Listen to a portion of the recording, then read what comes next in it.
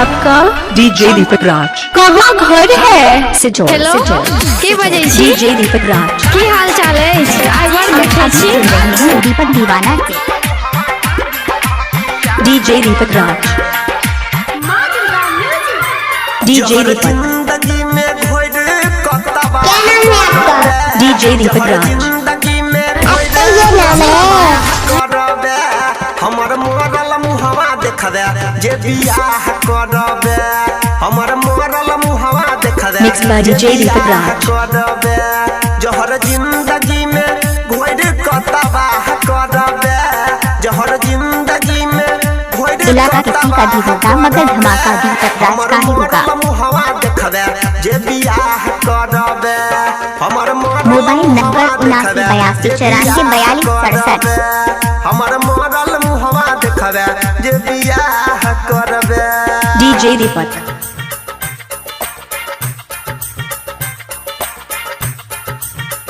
Sijaul. Sijaul. Sijaul. Bajrang toll Sijaul.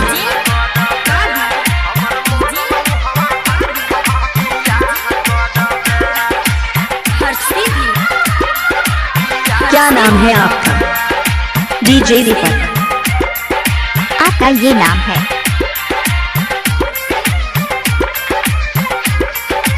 Mix by DJ दीपक राज। तोरा बिना हम जान घुट घुट मरबो, तू नहीं रहबे त जी का की घर कहाँ है?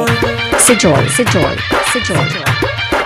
रे जान तोरा बिना हम जान घुट घुट मरबो। आप अभी सुन रहे हैं सिंगर दीपक यादव। जी का की करबो, तू त निकाल क्या नाम है आपका? डीजे दीपक। हमरा गिरा आपका ये नाम है? अपना नजर से हमरा छोड़, डीजे दीपक। हमरा छोड़ दोसर से सलाह करबे, हमरा छोड़ तू दोसर मोबाइल नंबर 7982944267। हमर मोरल मुहवा देखबे जे बियाह करबे, हमर मोरल मुहवा देखबे जे बियाह। आप अभी सुन रहे हैं दीपक दीवाना से।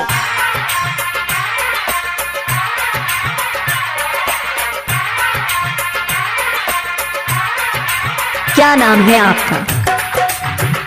डीजे दीपक। आपका ये नाम है?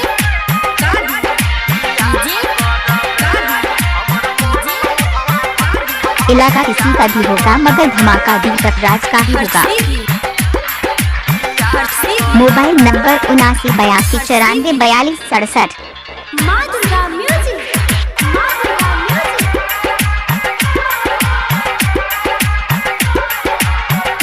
डीजे दीपक।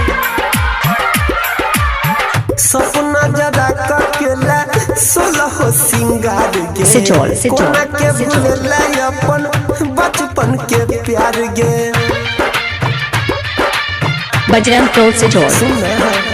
सपना जरा ककेला सोलह सिंगार गे, कोना के भूलेला मिक्स बाय डीजे दीपक राज। बचपन के प्यार गे।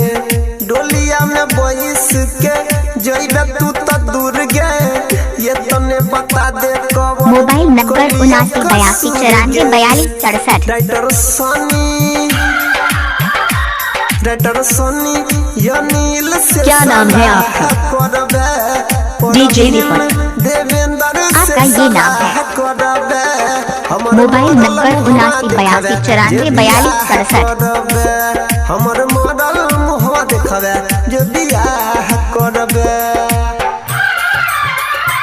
जहर जिंदगी में घोर कतबाह करबे, जहर जिंदगी में घोर कतबाह करबे, हमर मोरल मुहवा देखबे जे बियाह करबे, हमर मोरल मुहवा देखबे जे बियाह करबे, जहर जिंदगी में घोर कतबाह करबे, जहर जिंदगी में घोर कतबाह करबे, हमर मोरल मुहवा देखबे जे बियाह करबे, हमर मोरल मुहवा देखबे जे बियाह करबे।